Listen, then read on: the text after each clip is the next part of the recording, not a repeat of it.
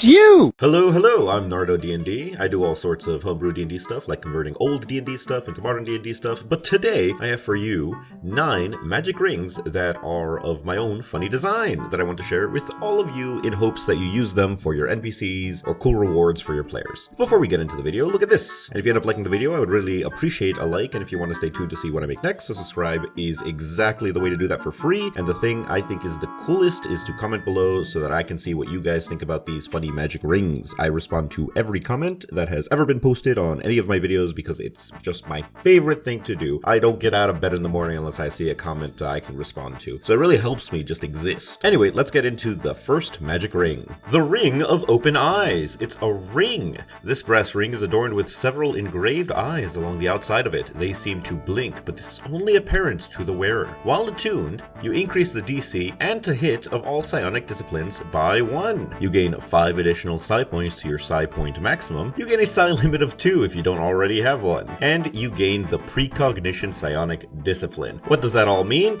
It means you become slightly psionic, like the mystic. And you get to have 5 points to spend on your psionic powers, which are the powers listed in the precognition discipline, if you're only wearing the ring. Otherwise, if you are a mystic, you can spend these psi points on the powers that you already have. Or maybe you have another item that also uses psi points, which wouldn't be unlikely if you subscribe to this channel and looked at the other items that I've put on these similar videos. Gaining a psi limit of 2 means that you can spend 2 psi points at a time, which is very handy because now as we're going to zoom into the precognition psionic discipline, here you can see the cheapest thing you can use with this costs 2 psi points. So it is the precognitive hunch. It costs 2 psi points, and as a bonus action, you can open yourself to receive momentary insights that improve your odds of success. Until the concentration ends, whenever you make an attack roll, saving throw, or ability check, you roll a d4 and add it to the total. So it's like Bless, but also mixed with guidance, but only with a self-targeting parameter. So that's the upsides and downsides to it. You do have to maintain concentration of it, so if something smacks you gotta make those concentration rolls. That's always the same. In addition,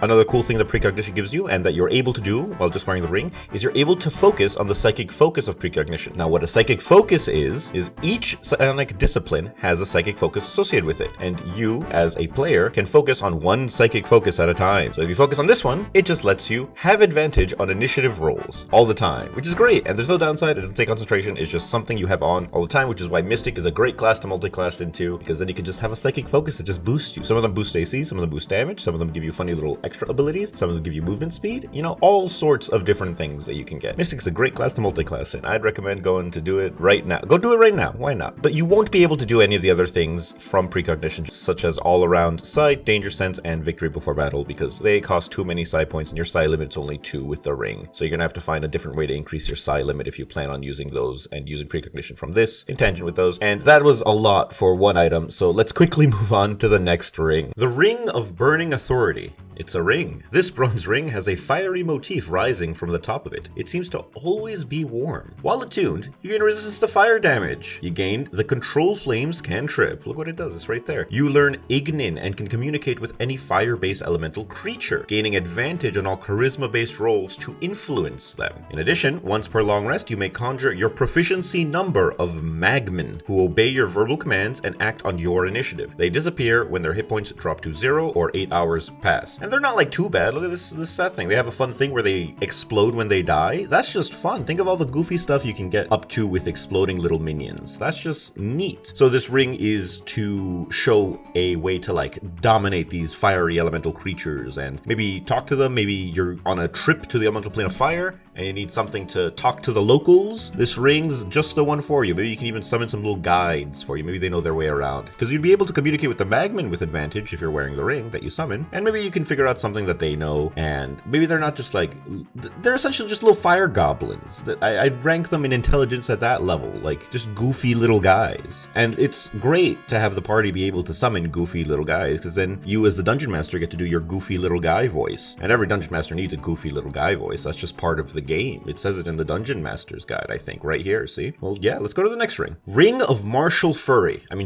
It's a ring. This iron ring has weapons clinging onto the top of it. The wearer gains a sense of discipline, however fleeting it might be. While attuned, your proficiency number of times per long rest. When you take the attack action, you may make your proficiency number of additional attack. At the end of the turn you do this, you gain a level of exhaustion. So for one turn, you just go all out. You get an extra like 3 attacks at level 5. On top of the 2 you probably do if you're like a martial class and have extra attacks. So that's like 5 attacks in a turn. But you're real tired, real sleepy after that. And if you're not sure what exhaustion does, there's the table right here. Look at that. Oh, it's pretty good. I like number 6 the best. That's a good one. In addition, when you finish a long or short rest, you may choose a weapon to gain its weapon mastery until your next long or short rest. So if you're like a monk and you put this on, like suddenly you can start using some weapon masteries, because monks don't get those by default, which is pretty sad, you know? It's just sad they don't get them. I know. I cry every day knowing that monks don't get weapon mastery. They don't get to know what it's about. So that's pretty neat. Or if you're like a fighter, you just like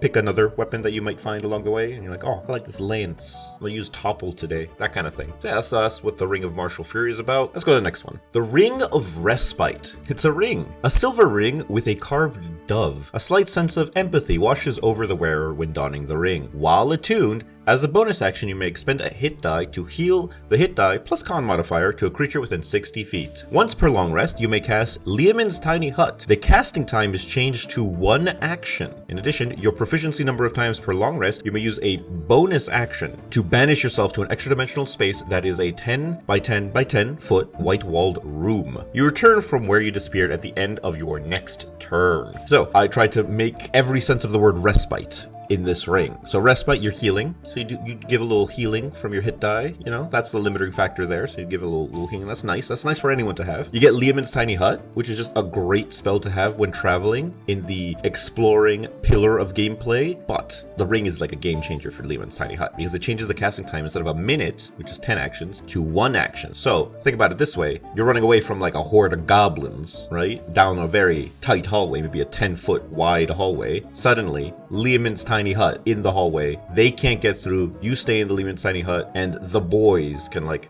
take their time chopping away through the hut at the goblins, you know? Just an absolute silly old time that could be. And the last part, it's like a respite. You're respiting yourself from the whole thing. You're like, I need a break. I'm gonna take a bite of my Kit Kat bar and I'm off. So you just disappear to an extra dimensional space, and you can like spend a turn. You can spend the action of that turn to like buff yourself or something. If you're one of those like a wizard sword mans, you can do that thing that takes you an action to increase all of your like stats, which is a lot. Like it's a whole action to like set you up that you need it for like all kinds of melee combat. You can take your time to cast like Enlarge or Haste and all those spells, and you get 1 additional turn, and at the end of the next turn you are back to where you are. You're back to reality. You snap back where you came from with Mom Spaghetti, ready to just drop big bars on all the people around you. And yeah, that's why I think the Ring of Respite is a funny old guy. Let's go to the next ring. The Ring of Rain 2.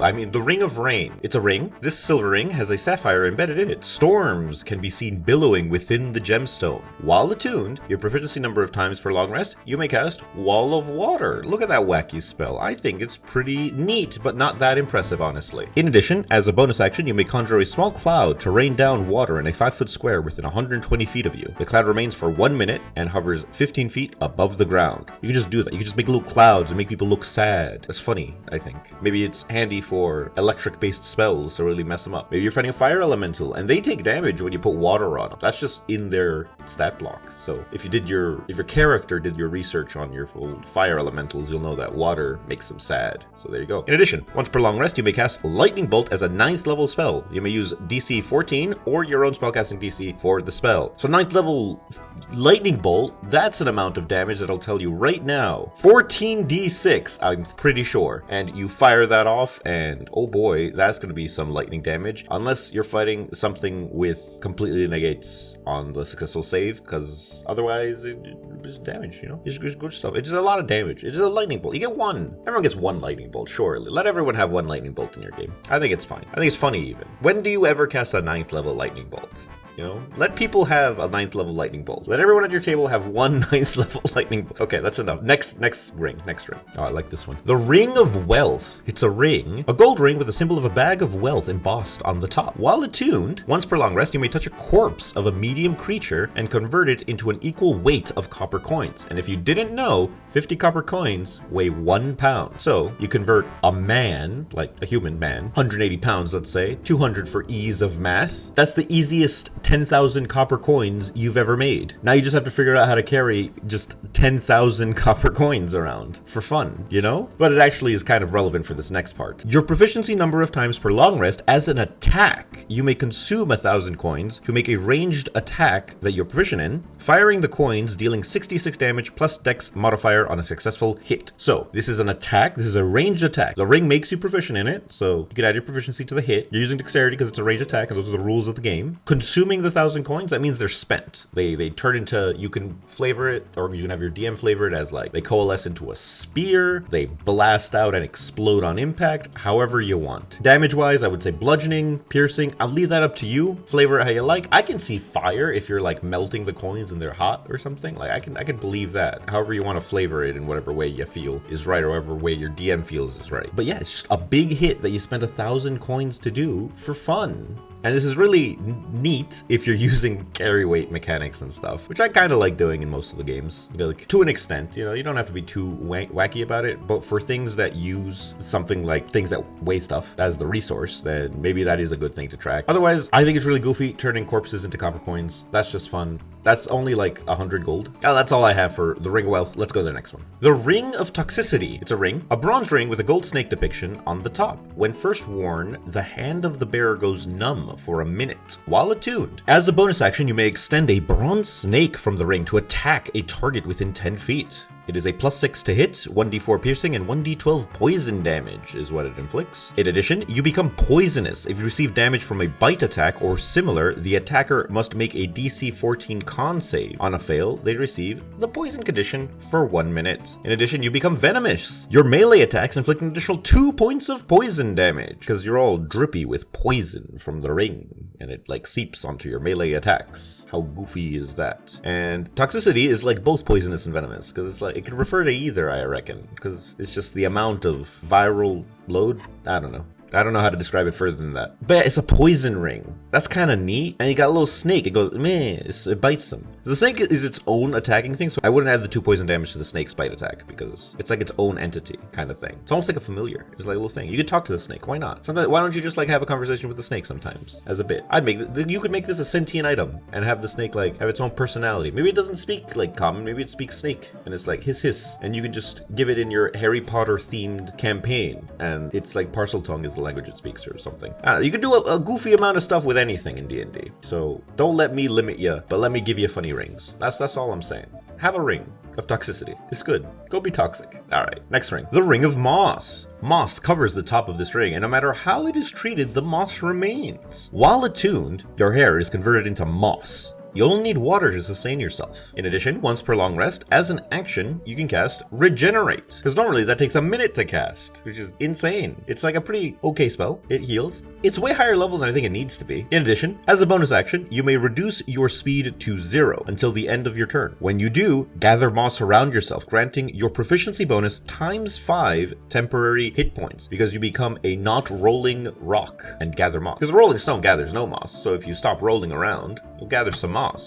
Put some moss on you. So that's pretty good. All in all, I want this ring to embody what it means to be covered in moss, and I think it accomplishes that, as in it covers you in moss, and I think that's what that means. And you can probably tell which direction's north based on what side your head the moss is growing. So there you go. Next ring. The Ring of Mail Calling. It's a ring. This ring has an envelope carved on the top with a wax seal that does not weather or crack. While attuned, you gain the message cantrip. In addition, your proficiency number of times for long rest, you may cast Sending. And in addition, when you finish a long rest, you designate a creature. They remain designated until your next long rest. As a bonus action, you may have an item of 5 pounds or less in your possession appear in the hand of the designated creature. So this ring it's like you're sending letters. You get the message cantrips, you can do like little short range mail, you can do the sending, so you can do like really long distance calls and get that information there. Very handy if you're doing like a continent spanning campaign, you have to like communicate with the boys back in the capital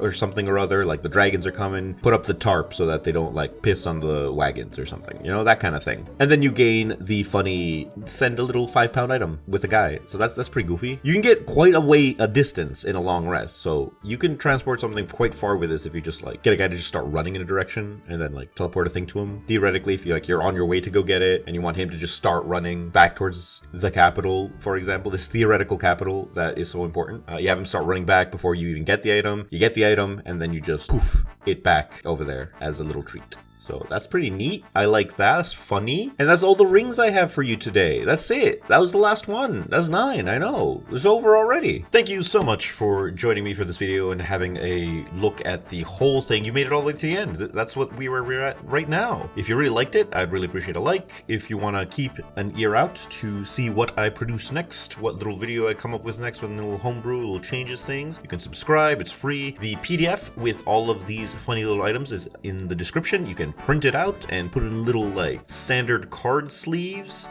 and give out to your players as a fun little treat. Look at that. I even have like a little video thing. Look at this guy. He's just putting the things in the card. This is nuts. Let me know what you want to see next. What other kind of like funny homebrews or any conversions that you could think of that you'd want me to try and make next time. Check out the other videos. There are a lot of cool other magic items, things that I've made. I made some magic armors, magic weapons that are really neat, and I think you guys would all like that if you went and gave it a chance. But anyway, aside from all that, keep your feet on the ground.